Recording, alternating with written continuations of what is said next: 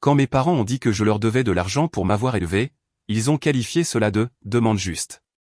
Ils ont ajouté des chiffres, des dates, des reçus. Puis ils ont déposé une requête, affirmant que je devais les rembourser.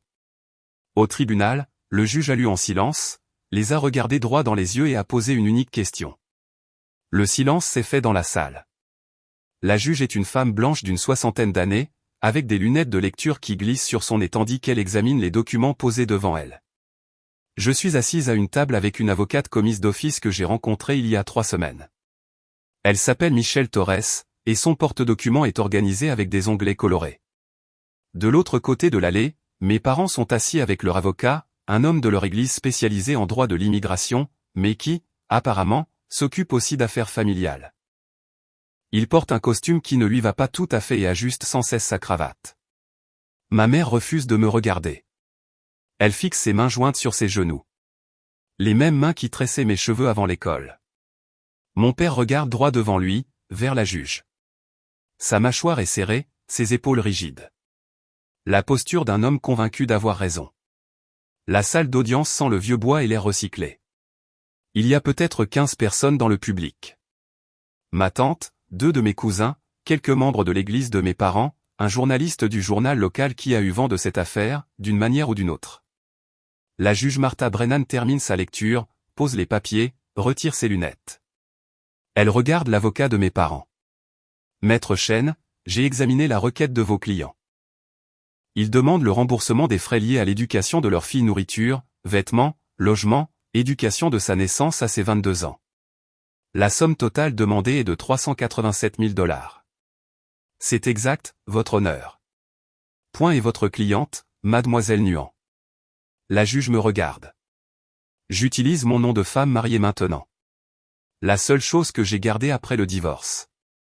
Vous contestez cette demande? Oui, votre honneur. La juge prend un document, l'étudie. Maître Chen, vos clients ont fourni une documentation très complète, des reçus remontant à 35 ans, des tableurs détaillés, des calculs d'intérêts composés sur l'argent dépensé. Oui, votre honneur. Mes clients ont tenu des archives méticuleuses. Je vois ça. La juge feuillette les pages. Ils ont tout détaillé, des couches aux frais de scolarité universitaire. Les épaules de ma mère se redressent légèrement, comme si elle était fière de sa comptabilité. La juge lève les yeux. J'ai une question avant que nous poursuivions. Le silence se fait complet dans la salle. Maître Chen, vos clients ont-ils déposé un acte de naissance pour leur fille quand elle est née? Mon avocate se redresse. Je vois sa main se diriger vers son bloc-notes. Maître Chen a l'air confus. Je suis désolé, votre honneur. Je ne comprends pas la pertinence. Ont-ils, oui ou non, rempli les documents légaux déclarant cet enfant comme leur fille? Oui, bien sûr qu'ils l'ont fait. Et en faisant cela, n'ont-ils pas assumé volontairement toutes les responsabilités légales associées à la parentalité, y compris le soutien financier, jusqu'à l'âge de la majorité? Maître Chen ouvre la bouche, la referme. Votre honneur, mes clients soutiennent qu'il y avait un contrat implicite. Basé sur quoi? Sur le fait d'être né, d'être un enfant? La juge se penche en avant. Quand vos clients ont signé cet acte de naissance, ils ne signaient pas un contrat de prêt. Ils revendiquaient la parentalité légale. Comprenez-vous la différence? Le silence s'étire. Mon père se lève. Votre honneur, si je peux me permettre. Monsieur Ningan, veuillez vous asseoir. Vous avez un avocat. Mais vous ne comprenez pas. Dans notre culture. Monsieur, je ne suis pas ici pour juger votre culture. J'applique la loi telle qu'elle existe dans l'État de Californie. Mon père s'assoit. Ma mère pose sa main sur son bras. La juge continue, sa voix ferme mais pas sans bienveillance. La parentalité n'est pas un prêt. Les enfants ne sont pas des débiteurs du simple fait de leur naissance. Si c'était le cas, tous les parents d'Amérique pourraient poursuivre leurs enfants adultes pour remboursement, et toute notre structure sociale s'effondrerait. Elle prend un maillet. L'affaire est classée. Maintenant, laissez-moi vous ramener là où tout a vraiment commencé. Pas dans une salle d'audience, mais dans un restaurant, il y a 3 ans, où mes parents m'ont dit ce qu'ils attendaient. Le restaurant s'appelait le Phénix d'Or. Mes parents y allaient depuis 30 ans, depuis avant ma naissance. À l'époque où il venait d'arriver en Californie du Vietnam. Madame Lamb, la propriétaire, les a salués par leur nom, nous a installés à leur table habituelle près de la fenêtre. J'avais 32 ans, récemment divorcé, je travaillais comme professeur de collège à Auckland, vivant dans un 2 pièces qui coûtait 60% de mon salaire net. Je pensais que c'était juste un dîner normal, le point mensuel. Manges-tu assez? Dors-tu? As-tu rencontré quelqu'un de nouveau? Les questions parentales habituelles. Mon père a commandé pour nous tous. Il le faisait toujours. PH, rouleau de printemps, Bunbo. La même commande à chaque fois. Nous avons mangé principalement en silence. C'était normal aussi. Mes parents n'étaient pas des gens bavards. On mangeait d'abord, on parlait après. C'est ma mère qui a commencé la conversation. Lynn, nous devons discuter de quelque chose d'important. Elle a utilisé mon nom vietnamien. Elle le faisait toujours.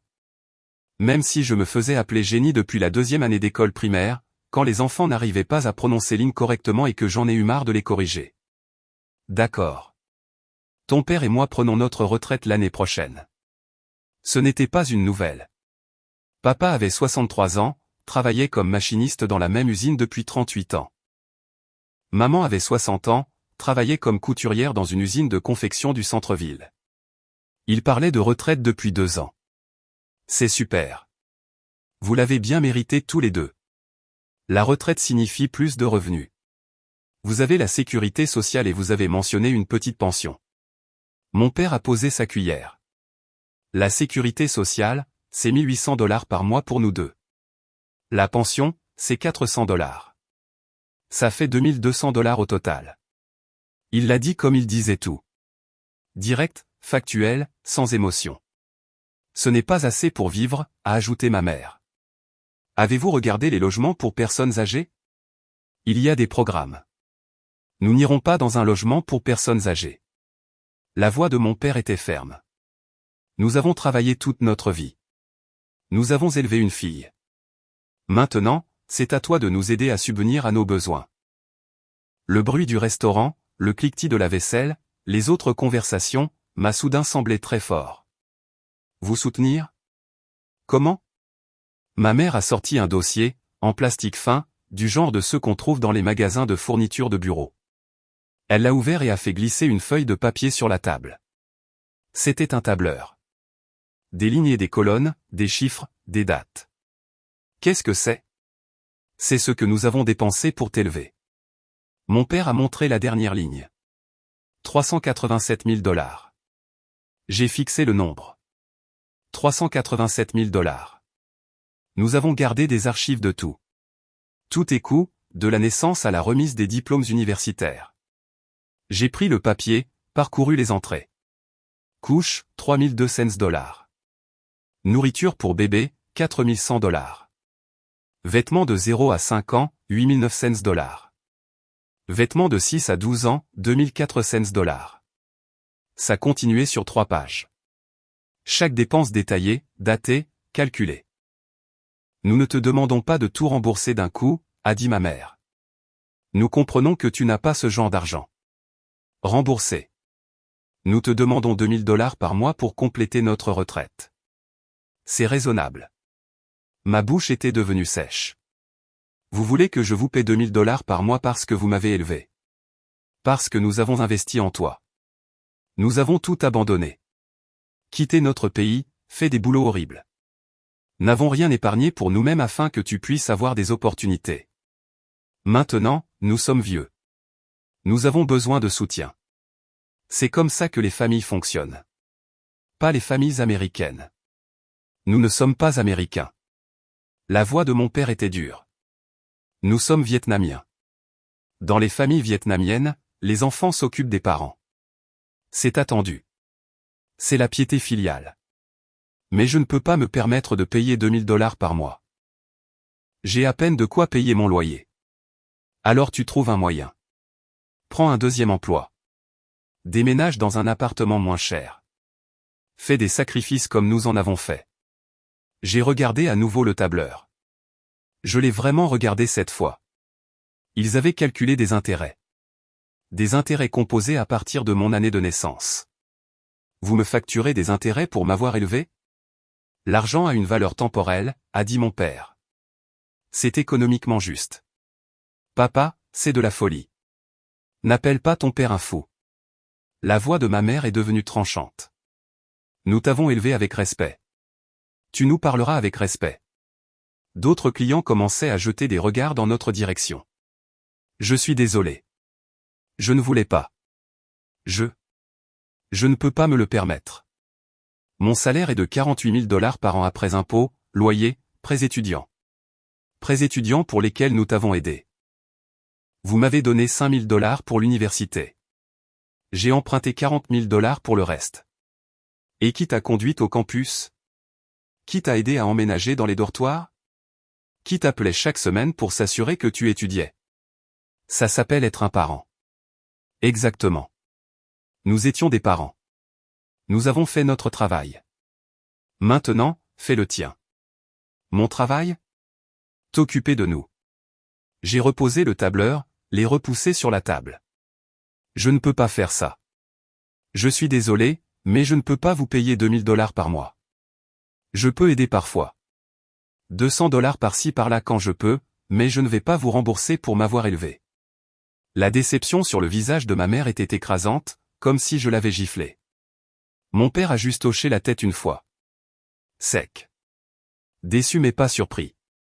Alors nous n'avons plus rien à nous dire. Il s'est levé, a posé 2 billets de 20 $ sur la table pour le repas. Quand tu changeras d'avis et tu le feras quand tu comprendras le devoir, tu pourras nous appeler. Ils sont partis. Je suis resté seul à la table avec le tableur, la nourriture à moitié mangée et les yeux des autres clients sur moi. Madame Lamb s'est approchée. Tes parents ont oublié leur reste. Ils n'ont pas oublié. Ils veulent marquer le coup. Elle s'est assise sur la chaise vide de mon père. J'ai entendu une partie de la conversation. Je suis désolé. Avez-vous déjà entendu parler de parents faisant ça?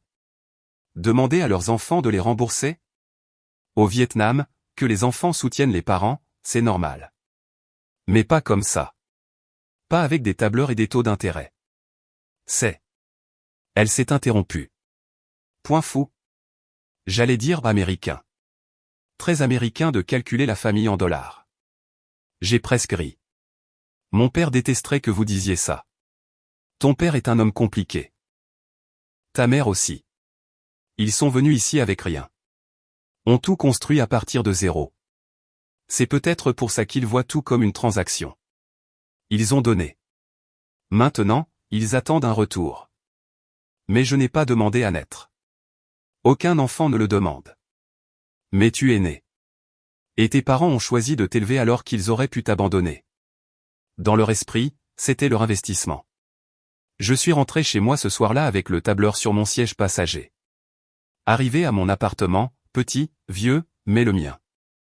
Et je me suis assise sur mon canapé d'occasion et j'ai pleuré. Pas parce que je n'aimais pas mes parents, mais parce que j'ai réalisé que notre relation tout entière avait été une transaction dont j'ignorais être partie prenante. J'avais 7 ans quand j'ai compris pour la première fois que nous étions pauvres. C'était l'hiver. 2e année d'école primaire. Madame Patterson a annoncé que la classe allait vendre du papier cadeau pour collecter des fonds pour une sortie scolaire au musée des sciences.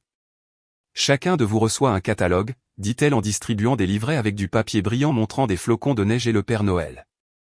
Prenez des commandes auprès de votre famille et de vos amis. L'élève qui vend le plus gagne un prix. J'étais tellement excité. J'adorais les prix. J'adorais gagner. J'ai ramené le catalogue à la maison, me suis assise à notre minuscule table de cuisine. L'appartement où nous vivions alors était un 2 pièces. Mes parents dormaient sur un canapé-lit pour que je puisse avoir la chambre. Et j'ai attendu que papa rentre de son travail. Il est rentré à 18h15, sentant le métal et la graisse de l'usine. A accroché sa veste au crochet près de la porte, s'est lavé les mains dans l'évier de la cuisine. Bah, regarde. J'ai poussé le catalogue vers lui. On vend du papier cadeau pour l'école. Il l'a pris, l'a feuilleté. Son expression n'a jamais changé. Combien ça coûte? Je n'avais pas vraiment regardé les prix. J'ai ouvert le catalogue. 12 $ pour le papier flocon de neige. $15 pour le lot Père Noël. Pour du papier cadeau? C'est vraiment joli. On n'achète pas du papier à $15 pour le jeter. Mais si j'en vends assez, je peux gagner un prix. Lynn. Il a posé le catalogue. Nous n'avons pas d'argent pour ce genre de choses. Tu comprends? Je ne comprenais pas. Pas vraiment. J'avais 7 ans. Tout ce que je comprenais, c'est que les parents des autres enfants achèteraient le papier. Je peux demander à grand-mère ou à tante May? Tante May a 2 emplois et envoie de l'argent au Vietnam. Grand-mère a un revenu fixe. Tu ne leur demandes pas d'argent supplémentaire. Mais la sortie scolaire. Si tu dois aller à la sortie scolaire, nous paierons les frais. Mais nous n'achetons pas de papier cadeau à $15. Je suis retourné à l'école avec 0 commande. Madame Patterson a été compréhensive, mais je pouvais voir la pitié dans ses yeux. Mélissa Chen a vendu 47 rouleaux. Elle a gagné un vélo. Je ne suis pas allé à la sortie scolaire. Mes parents ne pouvaient pas payer les $25 de frais. C'était la première fois. Il y en aurait beaucoup d'autres. Pas de scoutisme à cause du coût de l'uniforme et des attentes de vente de biscuits. Pas de leçons de piano comme les autres enfants parce que ma mère disait qu'il faudrait acheter un piano. Pas de vêtements neufs, sauf ceux de la friperie de Mission Street où tout sentait la naphtaline et les autres gens. J'ai appris à me taire sur ce que je voulais. J'ai appris à dire, de toute façon, je n'aime pas ça, quand je ne pouvais pas avoir quelque chose. J'ai appris à porter les chaussures de l'année précédente même quand elles me serraient. Mes parents travaillaient constamment. Papa à l'atelier d'usinage 6 jours par semaine, heures supplémentaires dès que possible. Maman à l'usine de confection, cousant des étiquettes sur des chemises pour $8 de l'heure. Ramenant du travail à la pièce à faire le soir en regardant des programmes de télévision vietnamiens. Ils étaient toujours fatigués. J'essayais d'être facile, de ne pas avoir besoin de choses, d'avoir de bonnes notes pour qu'ils puissent être fiers même s'ils ne pouvaient pas assister aux réunions parents-professeurs à cause de leurs horaires de travail. En 4e année d'école primaire, ma maîtresse m'a prise à part. Jenny, je veux te parler de quelque chose. Madame Rodriguez était jeune, peut-être 25 ans. Elle avait des yeux gentils et apportait toujours son propre déjeuner dans une boîte à lunch jaune vif. J'ai des ennuis? Non, chérie, le contraire. Tu réussis très bien à l'école. Je pense que tu pourrais être admise au programme pour élèves doués. C'est quoi? Ce sont des cours spéciaux pour les élèves qui apprennent vite, du travail plus difficile, des projets différents, des sorties dans des musées et des universités. Mon cœur a bondi. Vraiment? Vraiment. Mais j'ai besoin de la permission de tes parents. Peux-tu leur demander de m'appeler? J'ai ramené le formulaire d'autorisation à la maison. Je l'ai donné à ma mère alors qu'elle était à la machine à coudre. L'aiguille montait et descendait si vite qu'elle en devenait floue. Elle y a à peine jeté un coup d'œil. Qu'est-ce que c'est? C'est pour un programme spécial à l'école. Madame Rodriguez dit que je suis assez intelligente. Est-ce que ça coûte de l'argent? Je ne sais pas. Peut-être. Alors non. Mais Lynn, nous n'avons pas d'argent pour des programmes supplémentaires. Tu vas à l'école normale. C'est suffisant. Peux-tu au moins appeler la maîtresse pour demander? Elle a soupiré, a arrêté son travail, m'a regardé avec des yeux qui étaient toujours fatigués, portant toujours quelque chose de lourd. Tu veux que j'appelle et que je me ridiculise avec mon anglais? Pour dire non, nous sommes trop pauvres pour votre programme spécial? Ton anglais est très bien. Il n'est pas très bien. Je sais ce que les gens pensent quand ils m'entendent parler. Ils pensent que je suis stupide, sans éducation. Une phobe. Fraîchement débarquée, quoi. Même si elle était là depuis 15 ans à l'époque. Madame Rodriguez est gentille. J'en suis sûr, mais la réponse est toujours non. Tu vas en classe normale. Tu étudies dur. Tu n'as pas besoin de programme spécial pour apprendre. Je suis retourné voir Madame Rodriguez le lendemain et j'ai dit que mes parents n'étaient pas intéressés. Elle avait l'air triste. Tu es sûr? Le programme est gratuit. Sans aucun frais. Je voulais m'assurer que tes parents le savaient. C'était gratuit. C'était gratuit et ma mère avait dit non parce qu'elle avait honte d'appeler. J'ai hoché la tête. Je suis sûr. Merci quand même. Je suis resté dans les classes normales, j'ai assez bien réussi, j'ai été au tableau d'honneur, j'ai ramené des bulletins avec que mes parents regardaient en disant « Bon travail » avant de les mettre dans un tiroir. Au lycée, les conseillers d'orientation nous parlaient des cours de préparation au SAT, des dissertations de candidature et des visites de campus. Tes parents devraient venir à notre soirée d'information sur l'université, m'a dit Madame Chen, la conseillère. C'est important qu'ils comprennent le processus. Ils travaillent la nuit.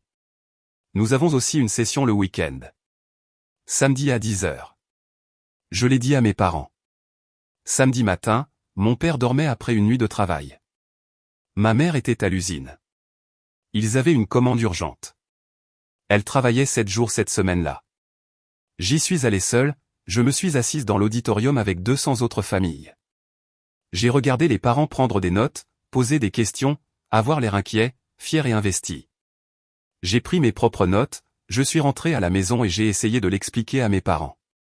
L'université, c'est cher, a dit mon père. Combien? Les universités d'État coûtent environ 15 000 $ par an, logement et nourriture compris. Il a regardé ma mère. Elle l'a regardé en retour. Toute une conversation a eu lieu dans ce regard. Nous n'avons pas ça, a-t-il dit. Il y a les aides financières, les bourses.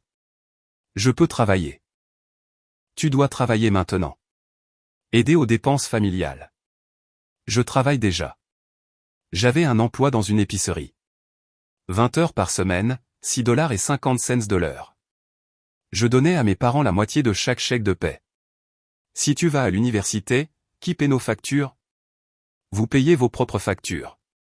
Je suis votre fille, pas votre plan de retraite. Je n'avais jamais répondu comme ça avant. Jamais je ne les avais défiés. Mon père s'est levé, m'a pointé du doigt. Voilà ce que l'école américaine t'apprend. Le manque de respect. L'égoïsme. Je ne suis pas égoïste. Je veux juste une éducation. Nous t'avons donné une éducation. 12 ans d'école. C'est plus que ce que nous n'avons jamais eu. Vous êtes venu en Amérique pour que je puisse avoir des opportunités. Nous sommes venus en Amérique pour ne pas mourir de faim. Toute opportunité que tu as, c'est parce que nous nous sommes tués à la tâche pour te donner une base. Ne l'oublie pas, il a quitté la pièce. Ma mère est restée. Ton père s'inquiète juste pour l'argent, pour la vieillesse. Je sais que l'université est chère, mais si tu veux vraiment y aller, elle s'est interrompue. Nous trouverons une solution. Ils ont trouvé une solution. Ils ont emprunté 5 000 $ à un cercle de près de leur église.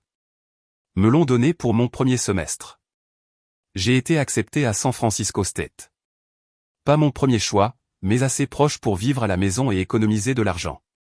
Je travaillais 30 heures par semaine tout en suivant 18 crédits universitaires. Je dormais 5 heures par nuit. Je mangeais des ramen et tout ce que ma mère me mettait dans les mains quand je rentrais entre deux services. Mes parents n'ont jamais visité mon campus. Ne m'ont jamais posé de questions sur mes cours. Ne sont jamais venus à ma remise de diplôme. Nous devons travailler, a dit mon père. Nous ne pouvons pas prendre de congé. J'ai traversé la Seine avec ma toge et mon mortier, j'ai entendu mon nom appelé, et j'ai regardé les centaines de familles qui applaudissaient. Ma place dans le public était vide. Après, j'ai pris un selfie avec mon diplôme, l'ai envoyé au téléphone de ma mère. Elle a répondu par SMS, « Bon travail. Rentre à la maison. On a le dîner. » Ce soir-là, au dîner, mon père a dit, « Maintenant que tu as un diplôme, tu trouves un bon travail. Tu peux nous aider plus. » Et je les ai aidés. J'ai obtenu mon diplôme d'enseignante, j'ai été embauché dans un collège à Auckland, j'ai commencé à gagner 42 000 $ par an. Je leur ai envoyé 500 $ par mois, près de la moitié de mon loyer, chaque mois pendant 10 ans, jusqu'à mon divorce et que j'ai réalisé que je ne pouvais plus me le permettre. C'est à ce moment-là qu'ils ont sorti le tableur. 3 semaines après la conversation au restaurant, j'ai reçu une lettre par la poste, officielle, d'un cabinet d'avocats. Objet, obligation familiale et recouvrement de créances. Mes mains tremblaient en l'ouvrant. La lettre exposait les mêmes informations que mes parents m'avaient montrées. 387 000 $ de dépenses, intérêts composés. Une demande formelle de paiement mensuel de 2 000 $ a commencé dans les 30 jours. Si je ne m'y conformais pas, la lettre disait qu'il poursuivrait tous les recours légaux disponibles. Il menaçait de me poursuivre en justice, mes propres parents. J'ai appelé ma tante May, la sœur cadette de ma mère, la seule parente dont j'étais proche. Étais-tu au courant de ça? Ta mère a mentionné qu'il s'inquiétait pour leur retraite. Mais, il menace de me poursuivre pour m'avoir élevé. Le savais-tu? Silence au bout du fil. Elle m'a demandé conseil. Je lui ai dit que c'était une idée américaine folle. On ne poursuit pas ses enfants. On leur parle. On arrange les choses en famille. Qu'est-ce qu'elle a dit? Elle a dit qu'ils avaient essayé de parler. Que tu avais refusé d'aider. Qu'ils n'avaient pas le choix. Je n'ai pas refusé d'aider. J'ai dit que je ne pouvais pas me permettre $2000 par mois. Je sais. Je lui ai dit que ce n'est pas la même chose que de refuser. Mais ta mère. Elle et ton père ont très peur. De quoi? D'être pauvres dans leur vieillesse. De finir dans un endroit terrible sans personne pour s'occuper d'eux. Ils voient d'autres personnes âgées vietnamiennes en difficulté, seules, oubliées. Ils sont terrifiés que ce soit leur sort. Alors ils poursuivent leur fille. L'avocat, maître Chen de l'église. Il leur a dit que c'était possible, que dans certains États, il y a des lois sur le soutien des enfants adultes à leurs parents âgés. Loi sur la responsabilité filiale, il les a appelées. La Californie a-t-elle ces lois? Je ne sais pas. Mais tes parents croient que oui, ou ils croient qu'elles devraient exister. J'ai raccroché et j'ai fait ce que j'aurais dû faire en premier. J'ai cherché sur Google, loi responsabilité filiale Californie. La réponse était claire. La Californie n'a pas de loi sur la responsabilité filiale. Les enfants adultes n'ont aucune obligation légale de soutenir financièrement leurs parents. Certains États en ont, la Pennsylvanie par exemple, mais pas la Californie. Maître Chen soit ne le savait pas, soit il mentait à mes parents. J'ai appelé le numéro sur la lettre de l'avocat. Une femme a répondu, cabinet d'avocat de David Chen. Ici Jenny Ningan. J'ai reçu une lettre de Maître Chen concernant mes parents, Min et D.H. Ningan. Oh, oui. Maître Chen attendait votre appel. Un instant, s'il vous plaît. David Chen est arrivé en ligne. Il avait l'air jeune, enthousiaste. Madame Nguyen, merci d'avoir appelé. Avez-vous eu l'occasion d'examiner la proposition de remboursement? Je l'ai examinée et j'ai aussi examiné la loi californienne. Les lois sur la responsabilité filiale n'existent pas ici. Eh bien, c'est une question d'interprétation. Non, c'est une question de statut. Les enfants adultes en Californie n'ont aucune obligation légale de soutenir leurs parents. Mais il y a la question du contrat implicite. Vos parents ont fourni un soutien avec l'attente raisonnable de soins réciproques. Ce n'est pas comme ça que les contrats fonctionnent. J'étais une enfant. Les enfants ne peuvent pas conclure de contrats contraignants. Madame Anduan, je comprends que vous soyez contrariée. Je ne suis pas contrarié. Je vous dis que votre affaire n'a aucun fondement juridique. Si vous déposez cette plainte, elle sera rejetée. Vous gaspillez l'argent de mes parents et leur donnez de faux espoirs. Il est resté silencieux un moment. Vos parents croient en cette affaire. Ils croient en l'obligation familiale. Si vous ne l'honorez pas volontairement, ils sont prêts à la poursuivre en justice. Alors vous perdrez. Peut-être, mais c'est à un juge d'en décider. J'ai raccroché. 2 semaines plus tard, j'ai reçu une assignation officielle. Mes parents me poursuivaient pour $387 000 plus les frais de justice. Je ne pouvais pas me permettre un avocat.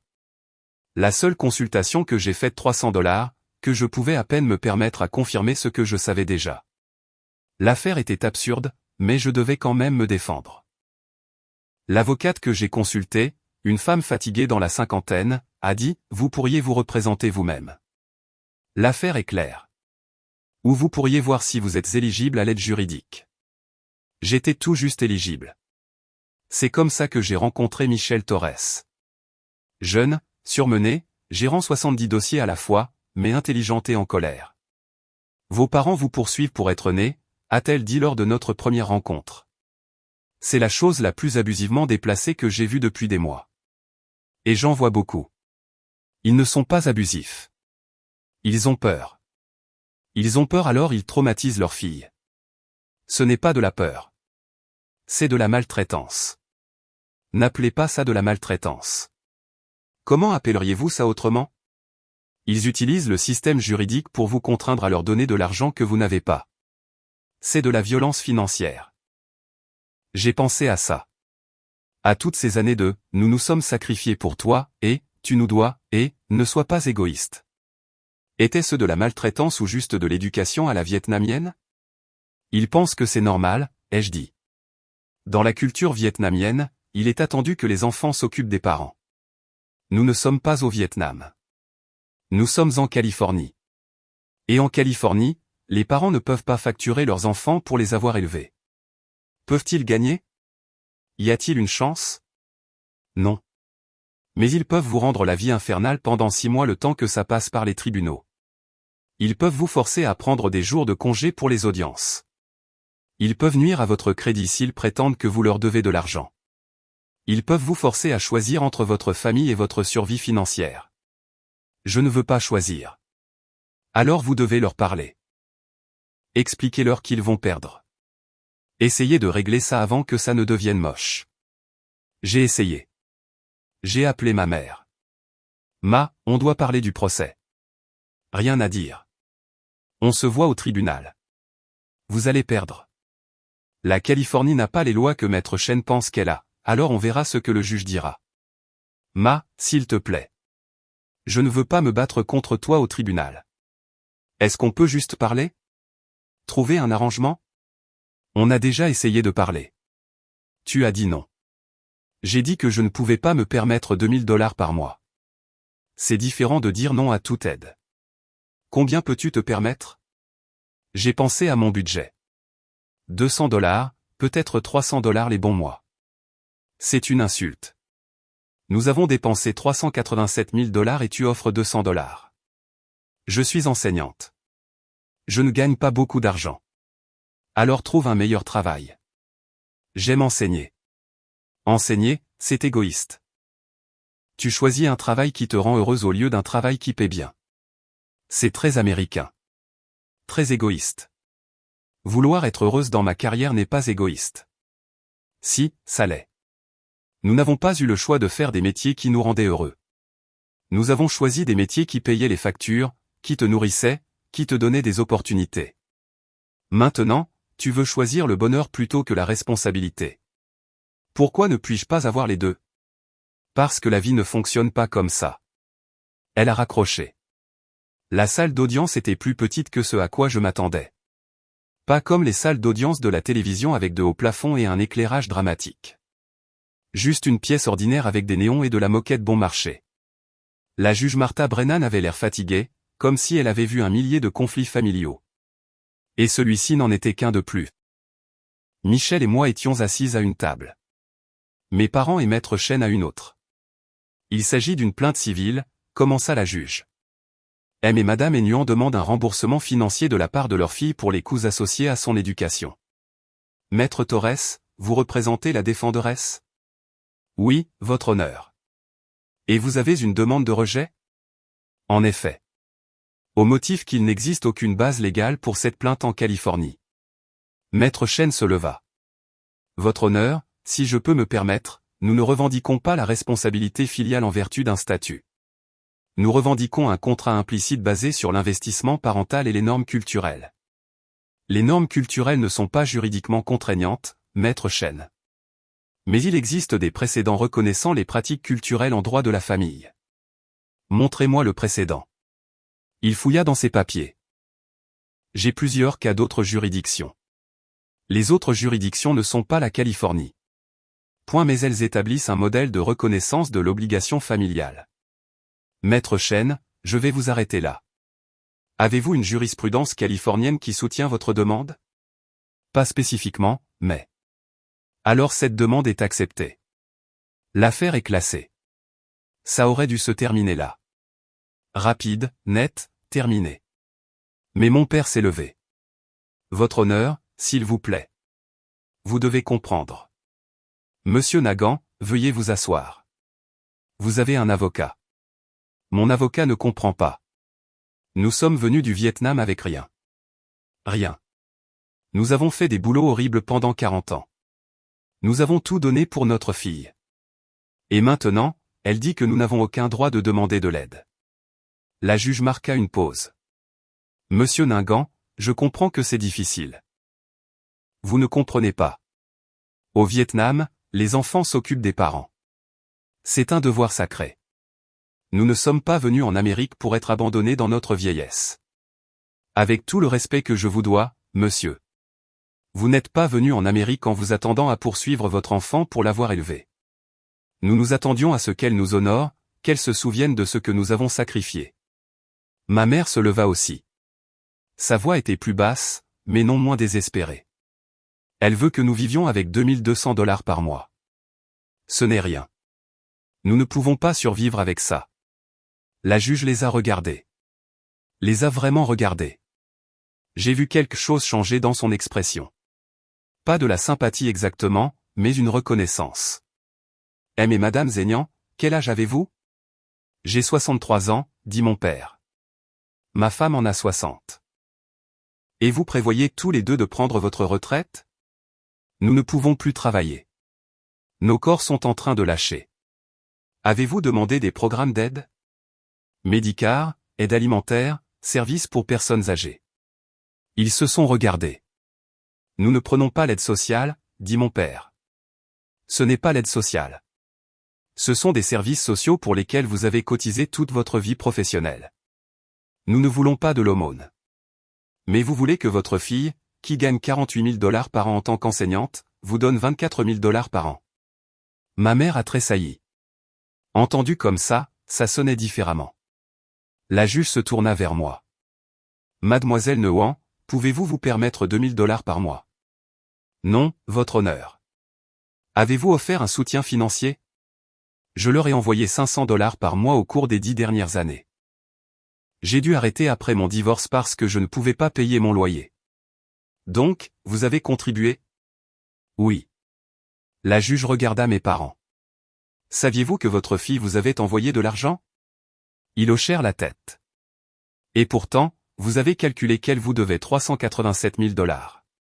Les $500 étaient un cadeau, dit mon père. Pas le paiement d'une dette.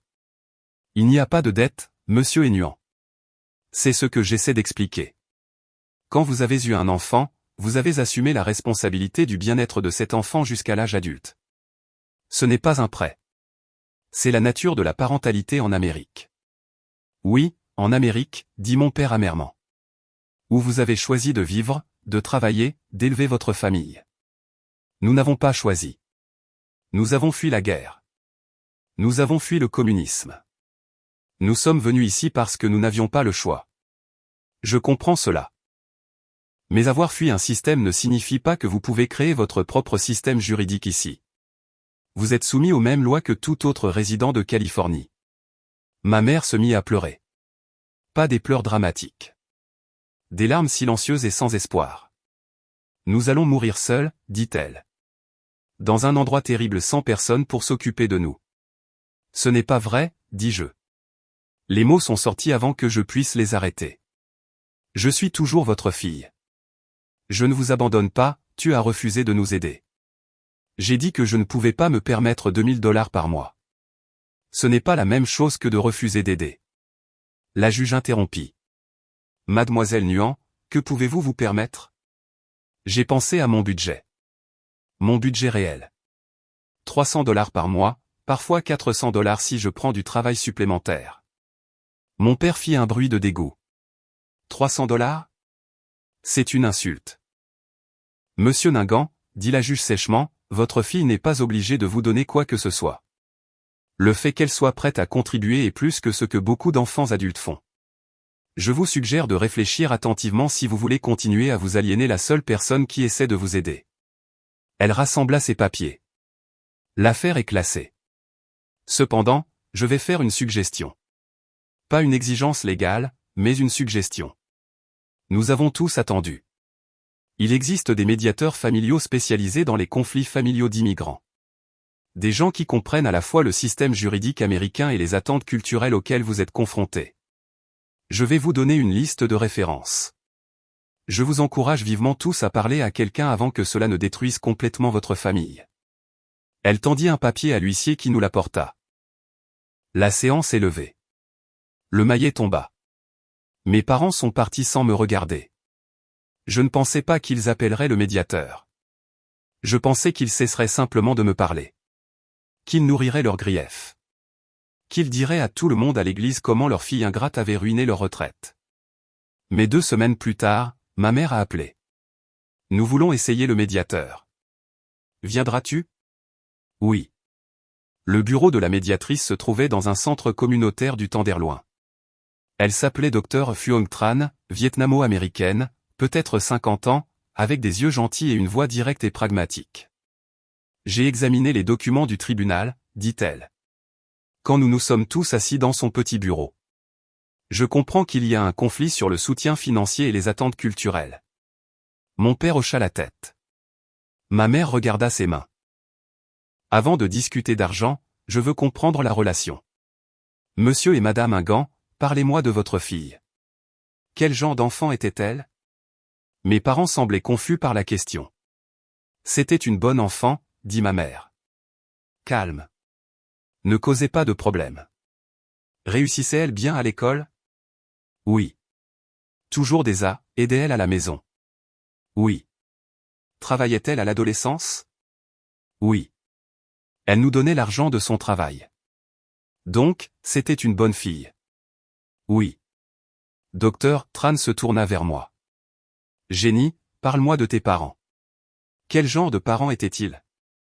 J'ai réfléchi attentivement. Ils travaillaient dur. Ils subvenaient à mes besoins. S'assuraient que j'avais de la nourriture, des vêtements, une éducation. Assistait-il à tes événements scolaires? Pas vraiment. Il travaillait. Aidait-il pour les devoirs? Il ne pouvait pas. Leur anglais n'était pas assez bon. Te disait-il qu'il t'aimait? J'ai marqué une pause. Pas avec des mots, mais je le savais. Comment le savais-tu? Parce qu'ils travaillaient toujours pour me donner des opportunités. C'était leur façon de montrer leur amour. Docteur Tran hocha la tête. Donc, vous sentiez tous que vous faisiez votre travail. Les parents travaillant dur, l'enfant étant sage.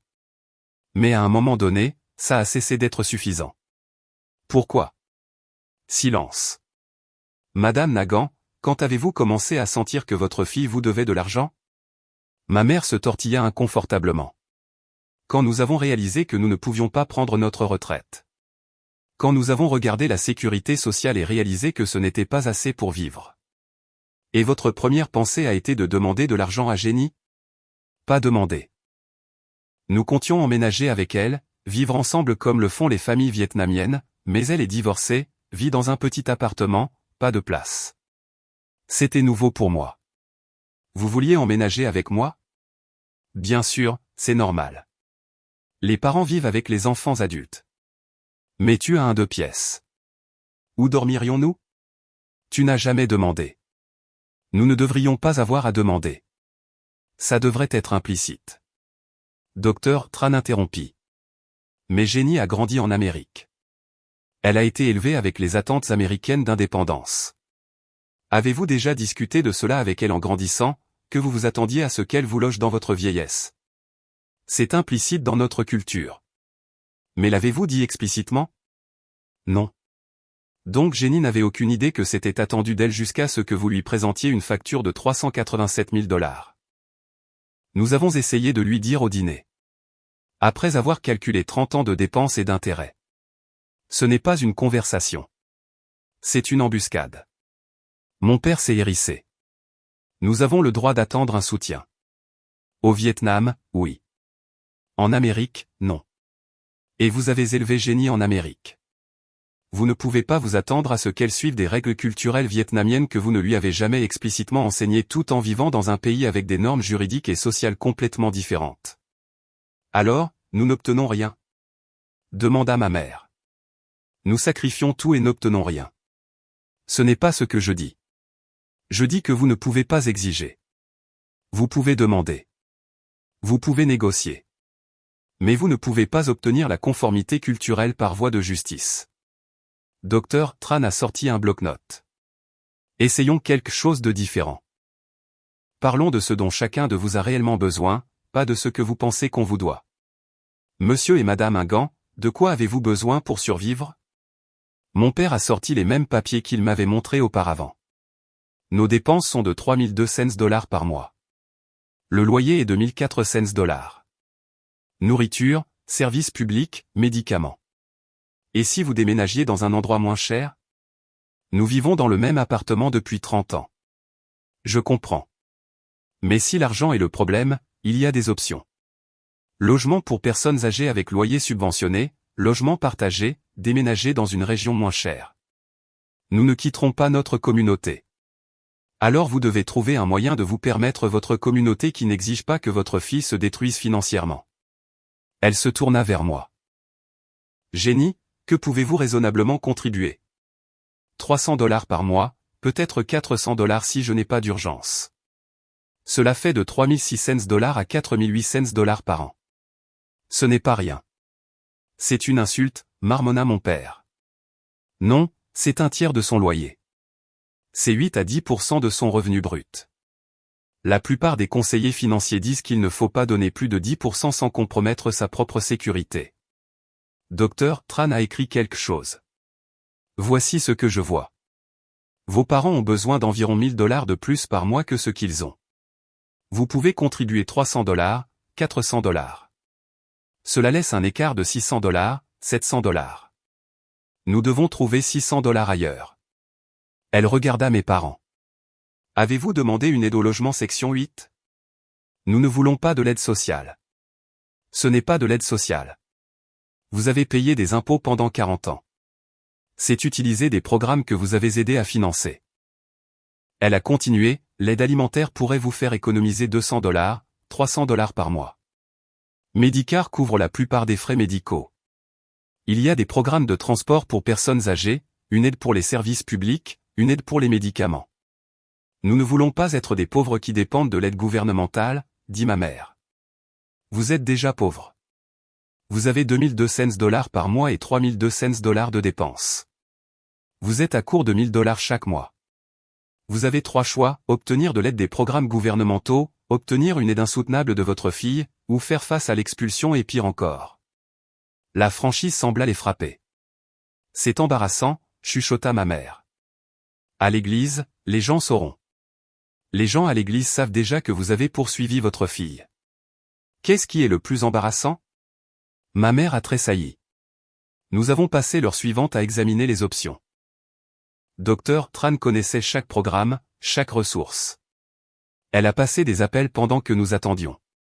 A obtenu pour mes parents des rendez-vous d'admission dans 3 agences différentes. Si vous obtenez la section 8, c'est 500 dollars d'aide au loyer. Les bons alimentaires, 250 dollars de plus. Les repas du centre pour personnes âgées 3 fois par semaine, 100 dollars de plus d'économiser. Ça, plus les 400 dollars de Jenny, vous rapproche de l'équilibre. Mon père avait l'air vaincu. Ce n'est pas la vie que nous imaginions. Je sais, dit doucement Dr. Tran. Vous imaginiez que votre fille prendrait soin de vous comme le font les filles vietnamiennes. Vous imaginiez le respect, l'honneur et le soutien familial, et à la place, vous remplissez des formulaires gouvernementaux. Oui. Mais vous êtes en Amérique. Vous avez choisi d'élever votre fille ici. Elle a absorbé les valeurs américaines d'indépendance parce que c'est ce à quoi vous l'avez exposée. Vous ne pouvez pas être en colère contre elle pour être devenue américaine alors que vous ne lui avez laissé aucun choix. Nous lui avons appris le vietnamien à la maison. La langue n'est pas la culture. La culture, ce sont les attentes, les valeurs, la compréhension. Vous avez travaillé si dur pour lui donner des opportunités que vous ne lui avez pas enseigné les obligations qui venaient avec ces opportunités. Ce n'est pas sa faute. C'est la vôtre. Le silence se fit dans la pièce. Je n'essaie pas de vous blâmer, continua Dr. Tran. Vous surviviez, vous cumuliez les emplois, vous étiez épuisé tout le temps, juste en essayant de maintenir votre famille en vie. Vous n'aviez pas le temps pour de longues conversations sur les valeurs culturelles. Je comprends. Mais vous ne pouvez pas être en colère contre Jenny pour ne pas savoir des choses que vous ne lui avez jamais apprises. Ma mère se remit à pleurer. Nous avons échoué. Vous n'avez pas échoué. Vous avez survécu à des circonstances impossibles et élevé une fille qui a réussi. Mais maintenant, vous devez vous adapter. Acceptez l'aide des programmes. Acceptez ce que Jenny peut donner sans en exiger plus. Et peut-être reconstruire une relation qui n'est pas basée sur la dette et l'obligation. Elle me regarda. Jenny, êtes-vous prête à donner 400 $ par mois si vos parents accèdent à d'autres ressources? Oui. Et êtes-vous prête à les aider avec les papiers, les rendez-vous, la navigation dans le système? Oui. Et pour les loger si quelque chose arrive? Urgence médicale, catastrophe naturelle, crise temporaire? J'ai hésité. Temporairement, oui, mais pas de façon permanente. J'ai besoin de mon propre espace. C'est juste. Dr. Tran se tourna vers mes parents. Pouvez-vous accepter cela? Ils n'ont pas répondu tout de suite. Finalement, ma mère hocha la tête. Nous n'avons pas le choix. Vous avez le choix. Vous pouvez continuer à vous battre, détruire votre relation avec votre fille, et quand même finir dans les mêmes programmes gouvernementaux. Ou vous pouvez accepter de l'aide, maintenir votre relation, et avoir le soutien de votre fille en vieillissant. Quel choix, dit amèrement mon père. C'est mieux que pas de choix du tout, ce que des millions de personnes âgées ont. Nous avons quitté ce bureau avec un plan. Pas un plan parfait. Pas le plan que mes parents voulaient, mais un plan qui pourrait fonctionner. Mes parents ont obtenu un logement section 8, ont déménagé dans un 3 pièces dans le même quartier, plus agréable que leur ancien logement en fait, pour 900 $ par mois au lieu de 1400 $. Ils se sont inscrits aux bons alimentaires Calfresh, bien qu'ils détestaient appeler ça comme ça. Ils ont reçu 240 $ par mois. Ils ont commencé à déjeuner au centre pour personnes âgées 3 jours par semaine, repas gratuits, plus des activités, plus d'autres personnes âgées vietnamiennes avec qui socialiser. Je leur ai envoyé 400 $ par mois, chaque mois, même quand c'était serré. Nous dînions ensemble une fois par mois, parfois dans leur nouvel appartement, parfois au restaurant, parfois chez moi. Ce n'était pas parfait. Mon père faisait encore des commentaires sur l'égoïsme américain. Ma mère soupirait encore lourdement quand je ne pouvais pas faire des choses qu'il voulait. Mais nous parlions. Nous étions à nouveau une famille. Un dimanche, 9 mois après la médiation, ma mère a appelé. « Peux-tu venir à notre appartement? Nous voulons te montrer quelque chose. » Je suis allé en voiture, les ai trouvés assis à leur table de cuisine, plus grande que l'ancienne. Leur nouvel appartement avait un véritable coin repas. Il y avait une boîte entre eux. Qu'est-ce que c'est? Ma mère a ouvert la boîte. À l'intérieur se trouvaient des papiers, les documents du procès, le tableur avec toutes mes dépenses d'enfance, les lettres de l'avocat. Nous voulons jeter tout ça, dit-elle. Mais nous voulions que tu vois d'abord, pour que tu saches que nous tournons la page. J'ai pris le tableur, j'ai regardé tous ces coups détaillés. 35 ans de ma vie réduits à des chiffres. Je peux dire quelque chose avant que vous ne jetiez ça? Oui. Je n'ai jamais été en colère contre l'argent que vous avez dépensé. Je sais que vous vous êtes sacrifié. Je sais que vous avez travaillé dur. Je sais que vous avez renoncé à tant de choses pour moi. Alors pourquoi as-tu refusé de nous aider? Je n'ai pas refusé. J'ai dit que je ne pouvais pas me permettre ce que vous demandiez. Il y a une différence. Mon père s'est agité sur sa chaise. Nous comprenons ça maintenant. Dr. Tran a expliqué. Nous te demandions de sacrifier ta vie comme nous avons sacrifié la nôtre. Ce n'était pas juste. Venant de lui, ces mots signifiaient tout. Je veux vous aider, dis-je. Je vous aide. Mais j'ai aussi besoin de pouvoir vivre, d'épargner pour ma propre retraite. Pour ne pas être dans la même situation que vous quand j'aurai 60 ans. Nous ne voulons pas ça pour toi, dit ma mère. Nous n'avons jamais voulu que tu te battes comme nous nous sommes battus. C'est pour ça qu'on t'a poursuivi. Nous pensions que si tu devais nous payer, tu trouverais un meilleur travail, tu gagnerais plus d'argent, tu réussirais. J'ai réussi. J'ai un travail que j'aime. J'aide les enfants à apprendre. Je gagne assez pour vivre. Mais tu pourrais gagner plus. Tout le monde ne définit pas la réussite par le revenu. Je suis heureuse. Ça ne compte pas pour quelque chose? Elle y a réfléchi. Au Vietnam, non. Le bonheur ne te nourrit pas. Mais ici, peut-être qu'ici c'est différent. Nous avons jeté les papiers ensemble, les avons déchirés en morceaux, les avons mis dans leur poubelle. Nous sommes désolés, dit mon père. Pour le procès, pour la façon dont nous avons abordé ça. Nous avions peur et nous l'avons mal géré. Je suis désolé aussi, dis-je. de ne pas avoir compris à quel point vous aviez peur. De ne pas vous avoir parlé davantage de votre retraite avant que ça ne devienne une crise. Nous nous tenions dans leur cuisine, petite, propre, l'odeur de la cuisine de ma mère dans l'air, et nous nous sommes étreints. Maladroit, raide, mais réel. Tu peux rester pour le dîner, demanda ma mère. Oui. Ce soir-là, nous avons mangé ensemble comme nous ne l'avions pas fait depuis des années. Pas parfait, encore quelques tensions, mais aussi des rires, des histoires, le sentiment d'être à nouveau une famille. Après, j'ai aidé à faire la vaisselle. Ma mère lavait. Je séchais. Ton père et moi avons réfléchi, dit-elle. À quoi? Aux petits-enfants. Penses-tu que tu auras des enfants un jour? Je n'y avais pas pensé. Le divorce avait été difficile. Rencontrer quelqu'un semblait impossible. La parentalité était si lointaine, ce n'était même pas sur mon radar. Je ne sais pas. Peut-être. Si tu en as, nous voulons aider. Pas avec de l'argent. Nous n'avons pas d'argent à donner.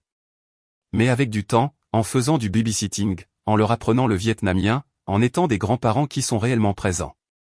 Ce serait bien. Nous n'étions pas présents pour toi. Trop occupés à travailler, trop fatigués, trop inquiets pour l'argent. Si tu as des enfants, nous voulons être différents. Vous avez fait de votre mieux avec ce que vous aviez. Peut-être, mais notre mieux n'était pas suffisant. Nous avons manqué ton enfance en essayant de survivre. Nous ne voulons pas manquer la leur aussi. J'ai séché une autre assiette. Ma, regrettes-tu d'être venue en Amérique? Elle est restée silencieuse un long moment.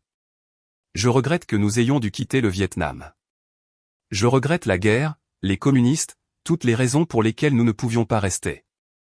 Mais venir en Amérique, non. Une vie difficile ici vaut mieux qu'une vie dangereuse là-bas. Regrettes-tu de m'avoir eu? Jamais. Pas une seule fois. Même quand nous nous disputions. Tu es la meilleure chose que nous ayons jamais faite. J'ai commencé à pleurer. Je ne pouvais pas m'en empêcher. Elle a posé l'assiette qu'elle lavait et m'a serré dans ses bras. M'a vraiment serré dans ses bras comme elle ne l'avait pas fait depuis que j'étais petite. Nous avons fait des erreurs, chuchota-t-elle. Tellement d'erreurs. Mais t'aimer n'en a jamais été une. Cela fait 2 ans depuis le procès. J'enseigne toujours au collège. J'adore toujours ça. Je gagne toujours à peu près le même salaire.